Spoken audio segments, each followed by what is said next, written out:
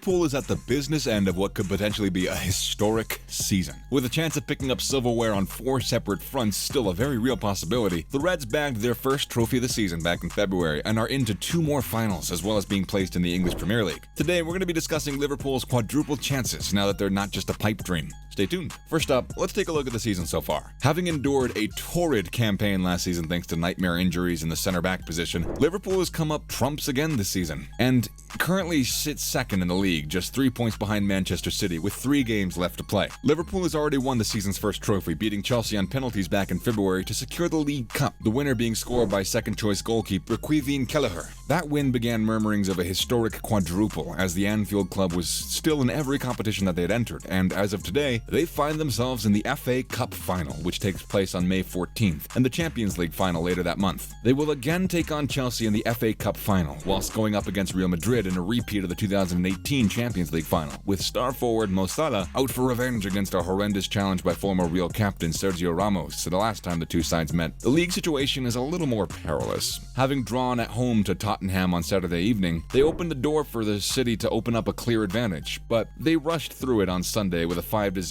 home win over a rejuvenated Newcastle side. Of course, the odds were always against them to compete a huge quadruple, but write this Liverpool team off at your own peril. So let's discuss the competitions there still in a little more detail, starting with the league. Liverpool goes to a Steven Gerrard spearheaded Aston Villa on Tuesday, looking to get their Premier League title pushed back on track. If they win convincingly by 4 goals or more, they'll move back to the top of the league, but it might be only for a short time. City then goes to Molineux 24 hours later to take on the Wolves, who came back 2 goals down on Saturday to claim a draw against the European champions Chelsea. Of course, both Liverpool and City will go to this week's games as favorites, but a slip-up for City could again open the door for Liverpool. City will then go to West Ham on Saturday, who will be looking to bounce back following a disappointing exit in the Europa League last week. This is by no means an away banker. Shortly after, Liverpool head to St. Mary's to face Southampton, who are languishing in 15th place following a solid start to the season, so they'll be expected to pick up a win on the South Coast. The final game of the season sees the Reds take on the Wolves at home. Whilst City hosts Steven Gerrard's Aston Villa, with Liverpool fans hoping their old hero will be able to deliver the title by claiming a win at the Etihad, the league title is one which will provide Liverpool with their toughest challenge, simply down to the form of Manchester City, who's not going to want a repeat of last week's Real Madrid fiasco. Next up, we're taking the FA Cup final. Liverpool heads into the weekend's FA Cup final as clear favourites. Already having bagged the League Cup trophy after February's win over their London rivals, they'll be expected to add their trophy haul with victory at Wembley on Saturday. Chelsea have enjoyed different fortunes this year and currently occupy 3rd place in the Premier League, but their defense of the Champions League they won last season widely criticized after losing out to Real Madrid. After starting off so well in the Premier League, it was expected the world title would be battled out between these 3 teams. But after a disappointing winter period, they soon fell away to the league, but the FA Cup has offered some respite. They overcame Crystal Palace in the semis to book their date against Liverpool, whilst the Reds had to get past league rivals and Manchester City, which they did by blowing them away after a sensational first half, which saw them 3-0 up at halftime. Saturday's final will probably all hinge on Chelsea's boss, Thomas Tuchel's tactics. Of course, in a one-off game, Chelsea can go head-to-head with anybody, but get involved in an end-to-end game with Liverpool at your peril.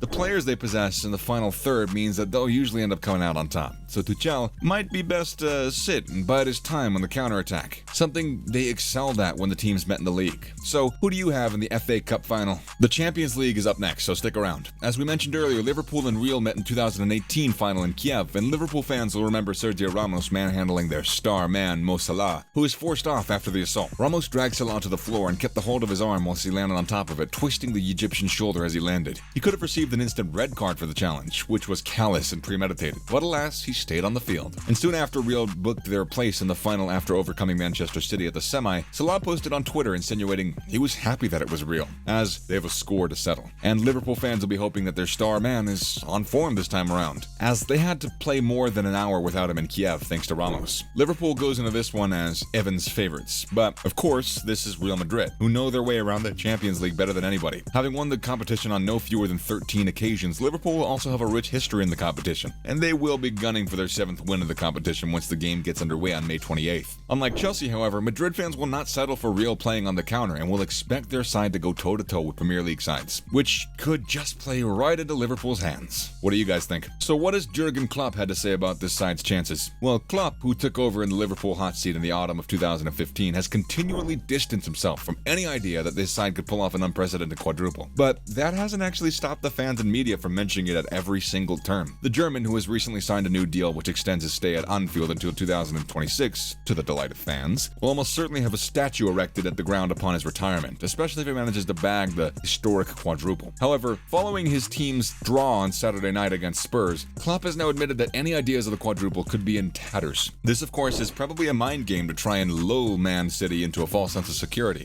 But the Reds' rare home slip-up won't have pleased Klopp one bit. After the game, the ex-Dortmund boss said, "I'm not happy, but I'm not as sad as the players are right now, and it's my job to explain why something happens like this." The boss went on to say, "I would love to sit here and say City will drop points, but I can't see it. I wish I would think differently about it, but I can't see it. But we'll see what happens." Of course, we'll see what happens, but the best thing that they can probably hope for at the minute is for a colossal misstep from City in their final 3 games. What do you guys think of Liverpool's chances? And finally, Pep Guardiola has had another Liverpool-themed meltdown. There's a running joke between Liverpool fans that claims that the Anfield club live rent-free in the City boss's head, and his comments after his side's latest victory yesterday will do nothing to stop these comments appearing on social media yet again. Guardiola, who some have suggested continually walks into the biggest and best jobs with unlimited budgets, showed his mentality surrounding the men from the other side of the M62, when he claimed that everyone in the country supports Liverpool, the media, and everyone. This is, of course, nowhere near true, as the team's massive successes, being the most successful British team ever, means that they have a perpetual target on their backs. But Guardiola revealed his insecurities nonetheless, which suggested that he's not entirely comfortable with the small lead that his team holds over the Copites. What do you guys make of Pep's comments? Let us know your thoughts down below. As always, thanks for stopping by today, and remember to join us next time for some more fun and games. If you like doing us a favor, why not